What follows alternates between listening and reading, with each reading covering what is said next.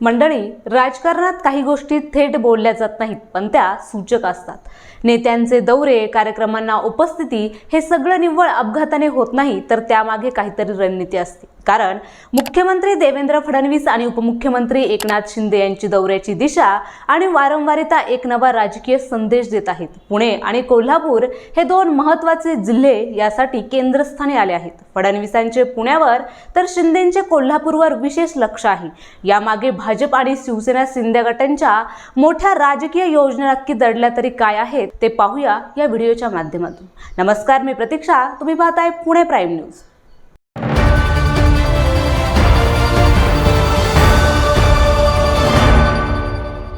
मुख्यमंत्री पदाची सूत्रे हाती घेतल्यापासून फडणवीस यांनी पुण्याकडे अधिक लक्ष दिले. उपमुख्यमंत्री असताना देखील त्यांचे पुण्यावर वारंवार दौरे होत होते, पण अलीकडे त्यांच्या दौऱ्यांचे प्रमाण हे अधिकच वाढले. कारण भाजपला महाराष्ट्रात 100% ताकद निर्माण करायची. सध्या शिवसेना शिंदे किंवा राष्ट्रवादी अजित पवार गटाच्या मदतीने महायुतीचे सरकार आहे, पण महाराष्ट्रात भाजपला स्वबळावर भविष्यात संधी असल्याची टिप्पणी केंद्रीय गृहमंत्री अमित शहा यांनी मागेच केली होती. सध्या महायुतीचे सरकार असले तरी 2029 मध्ये एकट्या भाजपचे सरकार राज्यात येईल असे भाकीत अमित शहा यांनी गेल्या वर्षी विधानसभा निवडणुकांपूर्वीच केले होते.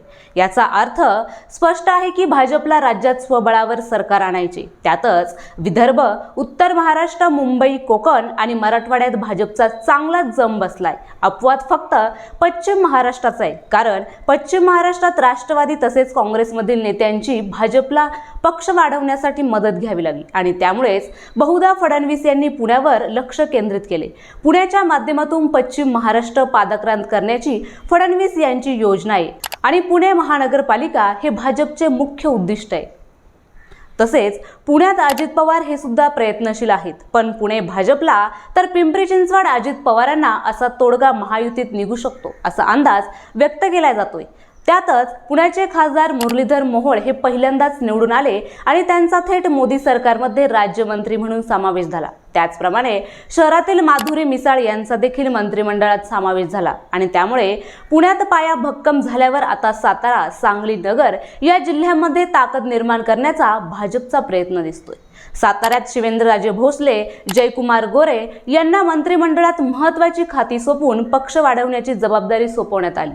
तर सांगलीत भाजपने बऱ्यापैकी ताकद निर्माण केली. नगरमध्ये साखर सम्राटांना बरोबर घेत भाजपने हातपाय पसरले, तर कोल्हापूरमध्ये अजूनही तेवढी हवा निर्माण झालेली नाही. त्यामुळेच पुण्यात वातावरण निर्मित करत आता सातारा, सांगली आणि कोल्हापूर तसेच नगर या जिल्ह्यामध्ये टप्प्याटप्प्याने ताकद वाढवण्याची भाजपची योजना दिसते. तर उपमुख्यमंत्री एकनाथ शिंदे यांना कोल्हापूर जिल्हा हा अधिक बळकट करायचा आहे. कारण कोल्हापूर जिल्ह्यात 1 खासदार व 3 आमदार अशी शिवसेनेची ताकद आहे. तर 2014 मध्ये एकत्रित शिवसेनेने कोल्हापूरमध्ये चांगले यश संपादन केले, पण तेव्हा सत्तेत कोल्हापूरला शिवसेनेने स्थान दिले नाही. त्याचा परिणाम हा 2019च्या निवडणुकीत कोल्हापूरमध्ये शिवसेनेचा धुव्वा उडाला. ही चूक पुन्हा होऊ नये याची खबरदारी शिंदे घेत आहेत. मुंबई, ठाणे, कोकणानंतर शिंदे यांना कोल्हापूर अधिक सोयीचा जिल्हा वाटतोय. त्या दृष्टीने त्यांनी कोल्हापूरवर विशेष लक्ष केंद्रित केलेत. शिंदे यांचे कोल्हापूर जिल्ह्यात सतत दौरे सुरू असतात. त्यामुळेच एकनाथ शिंदे यांच्या कोल्हापूरच्या